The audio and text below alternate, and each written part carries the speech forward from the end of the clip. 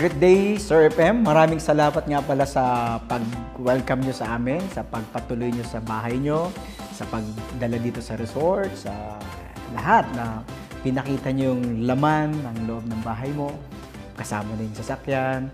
Grabe, it's an honor and privilege sa makasama kita at sa ganitong pagkakataon. Alam kong napaka-busy mong tao pero pinagbigyan mo kami para sa mga distributor natin sa international saka sa local. You're welcome, Roy, and sa mga crew na nandito ngayon, tumutulong din. Matagal na panahon na tayo hindi nakapag-ganito ulit. So, I hope kanina we had a lunch. I hope nabusog kayo. And pangalawa, I hope nag-enjoy kayo sa mga facilities dito sa resort. And marami akong mga updates and of course, mga magandang balita, lalo na sa mga international market natin. Kaya timing din tong interview mo sa akin. Ito gustong-gusto kong tanong Sir, balita ko bibili ka daw ng helicopter. So, kailan daw nila makikita to? Although yung building natin, Roy, may helipad. Pero hindi ako marunong magpalipad ng helicopter. Kaya nag-plan B ako, which is private jet, para marami kayong may sakay ko. Wow! Mga kailan to, sir? Yan, time frame ko, probably 2-3 years. So, pupunta tayo ng Singapore, Australia. Hawaii, iba't ibang bansa. Ito yung gagamitin natin. Mas malaking private jet para kaya sumakay ng mga 14 to 16 passengers. Wow. So, sana ako unang makasakay doon, sir, pag dumating yan. Doon tayo mag-i-interview sa ibang isla. Anyway, anong feeling mo, sir, anong feeling nung may Olympic size na swimming pool ka sa backyard mo? 3-4 years ago, inengganyo mo din ako sumali sa triathlon. Naalala mo, bumili ako ng bisikleta, nung sinabi mo, maganda yung cervelo, bumili ako. Ganitong klaseng rubber shoes, bumili ako. Ang problema ko, swim. Swim. Hindi ako marunong masyado. Mahina. Malayo din ako sa dagat. So, nagpatayo ako ng more than 50 meters na swimming pool dito sa resort para matuto ako lumangoy. Balita ko sir, mga from other team dito rin nag-ensayo yung mga ibang ng triathlon team para maging mahusay sa swimming. Kasi maganda siya, mahaba. Kumbaga, na-serve mo pa yung needs nila. Na-serve pa yung needs nila. Tsaka ako, purposely, for myself, natuto ako kasi anytime pwede akong dumive doon, lalangoy. Saka balita ko, libre kami talaga dito. Oo, pag-triathlete. Walang bayad. So, bakit kayo nag-decide na mag-networking noon, considering na may profession ka as an engineer, na patok nung time na yon? During that time, sa case ko, ang advantage ko lang, kukunti lang yung network marketing. Pangalawa, napalibutan ako ng impluwensya ng mas nakakatanda sa akin. Like, tatay ko, siyang sponsor ko sa unang company, plus upline niya, which is si Congressman Goles. Ang pinag-uusapan nila is about life, wisdom ang naririnig ko, investment, ROI. So, at my young age, 23 years old, sa age kong yon, age group, hindi mo maririnig yung ganung mga klaseng usapan. So, dalawang purpose ko ba't ako sumali sa network marketing. Bukod sa tatay ko, sponsor ko, gusto ko talaga ng major change para ma-shape ko yung future. So ang only choice ko nung time na yon is network marketing. So, yung influence malaking bagay yung influence nung Eksakto, malaking bagay ang nagawa sa buhay ko ng mga nauna sa akin. Yes. Yung exposure talaga yung malaking bagay. Exposure, wisdom, tsaka pagdating sa finance, hindi ako educated I mean, lahat naman kadalasan pag college, pagka-graduate mo, wala naman nagtuturo sa'yo paano gumawa ng maraming pera. So, paglabas, doon yung totoong ballgame. Paglabas, siyempre, ang kausap mo, pag laging kaklase mo lang, kabatch mo, ang maririnig mo, ganung level lang. And expose ako sa medyo mas 20 plus years older than me, marami na sobrang experience yon. So, kung may sasabihin sila sa'yo na itong maganda, pakinggan mo na mabuti kasi hindi ka na magkakamali sa mga wisdom nila. So, malaking bagay talaga yung taong nakakasama mo. Malaking bagay yan, Roy. So mamimili, kumbaga, ngayon, dapat mamili kung gusto mong yumaman, mamimili ka talaga ng mga taong nasasamahan. Sasamahan mo. Kaya, sir, sumasama ako sa'yo Tama So, anyway, sir, yun. Na-visualize nyo ba yung magiging ganito kalaki yung AIM Global 9 years ago? malaking tulong or sabihin na natin yung pundasyon sa experience ko as a networker, yun yung skills, yun yung tools, yun yung attitude, tsaka experience na natutunan ko over the last 14 years with Congressman and my upline. Now, with the President, Dr. Ed, yung kanyang vision, sinuportahan namin dalawa ni Mr. John Asperin. So, kung ano yung nakikita nyo ngayon, dating plano lang. Nakita mo na siya. Ngayon lang naging obvious. Lahat ng plano, lahat ng iniisip ni Doc Ed, lahat ng ideas niya, sinuportahan lang namin. Kaya kung ano yung nakikita mo ngayon, kung saan ang AIM Global ngayon, dating nasa isip lang niya to. So nakita na to nung visionary president. President. Kaya visionary talaga siya. No? Kaya yun ang kanyang title, visionary. So ano kayo nakikita niya, sir, ngayon? 10 years from now, ano? Siguro ano kayo nakikita niya? Masasabi ko, huwag nang silang manghinayang na tignan ng 2 beses ang AIM. Alam niyo bakit? Kasi yung mga nakakita ng AIM ngayon at nakita 9 years ago, sigurado, pag hindi nila ginawa yung AIM, sasabihin nila, nakita ko na dati yan. How come di ako sumali? At ngayon, nakikita ko na ulit, sobrang laki na niya. Ngayon, ayoko nang pakawalan to for the next 9 years dahil alam ko na mangyayari. Sila na nagsasabi ng gano'n. Kami, sir, experience namin yon. Kumbaga, isa kami sa nag-benefits sa vision ni Doc Ed. Kasi 9 years ago, lahat talaga vision lang eh. Nasabi, darating ang time, magkakakotse kayo lahat.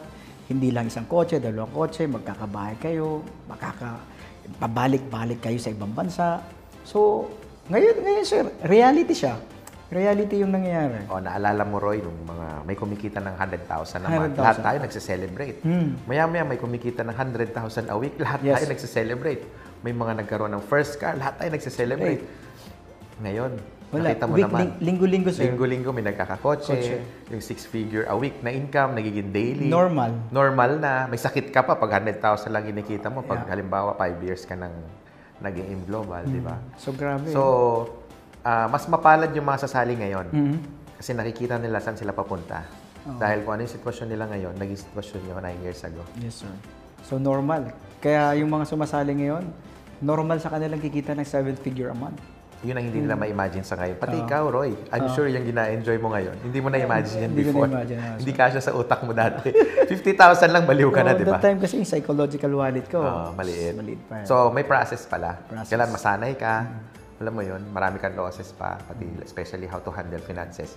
Marami pang losses yan. Pero, natuto ka doon, tuition fee mo yun. Yes, sir. Yes, sir. How can you handle stress? Ang ganda ng tanong mo, Roy.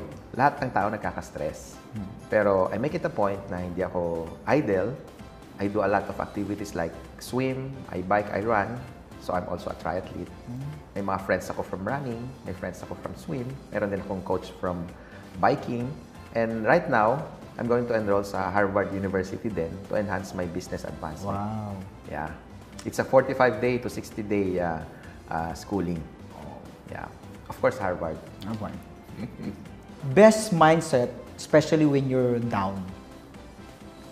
Based sa experience ko, Roy, lalo na sa negosyo natin, maraming frustrations, maraming disappointments, discouragements, kahit from peers, kapitbahay mo, mag-anak mo. So, the best remedy dyan is go up. Go upline. Or kung wala upline mo, next upline. Or top upline sa lahat, I suggest you go to their private room and then you pray. That's it. Wala namang ibang sikreto. Yes. Attune. Yeah. Yun. Align. Yeah. Sir, paano nyo sinishare your blessings mo? Maraming form. Pwedeng services, pwedeng time, pwedeng financial. Lahat yon pwede mong gawin. Sa akin, ginagawa ko din yun. Yeah. So may mga charity akong tinutulungan. Meron tayong Ally Foundation na nandyan. Anytime pwedeng tumulong. Hindi lang sa nasasakupan natin, pero kahit sa lugar na hindi natin nasasakupan, sa tulong ng Ally Foundation, especially si Doc Connie. Yeah. Anong daily routine ng isang FM? Wow. Ganda ng question mo, Roy. Paggising sa umaga, kung may time, mag-meditate kahit 2-3 minutes. And then, spend time with kids, no? Pakipagharutan sa mga kids. Ang dami energy nila eh. And then, health. Sinisingit ko kagad yun because it's hard to live with a high-performance life with a low-performance body. And then, sa hapon, review ng konti about business advancement.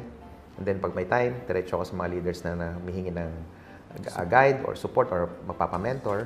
And then, sa hapon, talk sa office. Tapos, sa mismong table ko, ang daming mga check and pipirmahan. Alam mo naman, daming mga encashments. And then, sa gabi, meeting with the BOD. And then, bago umuwi, siyempre pagdating sa bahay, of course, yung family na. Importante na bago matulog.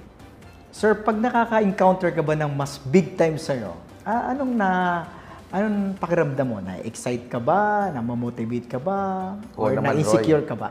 Lalo na sa industry natin. Of course, ahead na ako and 20 years na ako sa industriya. Imagine mo, 2 dekada.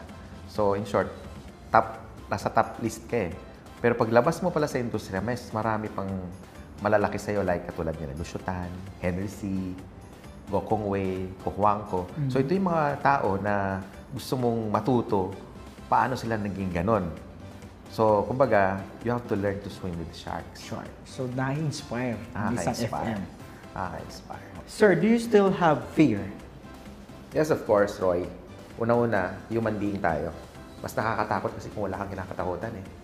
Ano pa bang nagpapa-excite sa isang FM? Maraming bagay, Roy. Una, as I said, mag-aaral ako sa Harvard. Pangalawa, at my age, 44 pa lang, there's so many things to learn. There's so many future events that will happen na mismo ako na-excite. Kasi hanggang ngayon, na-visualize pa lang namin kung ano mangyayari. And na-excite ako sa araw na yon pag na-execute na natin. Tulad ngayon, yung Guinness World of Record, na gagawin this coming May 30. Wow! Would be another record for AIM Global. Sino sa top 10 billionaire sa Pilipinas ang iniidolo mo? Una yung may-ari ng SM, which is si Henry C. Ngayon, ang nagmana at nagpapatakbo ng SM ngayon, si Hans C. Which is nasa generation natin. Katulad ng mga Ayala, tuloy-tuloy yung projects niya. Anywhere, makikita mo Ayala, sa community, lumalaki. Pangatlo, ito sila Lucio Tan, international one, global yung negosyo nila. Yan yung mga iniidolo ko sa ngayon. Bakit? Una, they have one thing in common. Henry C., Lucio Tan, Ayalas, no? The law of leverage. Yan ang common sa kanila. In network marketing, especially in global, may leverage din eh. Sila, ang lamang nila, they use money to leverage their time. Sa network marketing, we use time para ma-leverage yung time natin. Yes. Yun ang common with them sa ginagawa natin. Thank you, sir.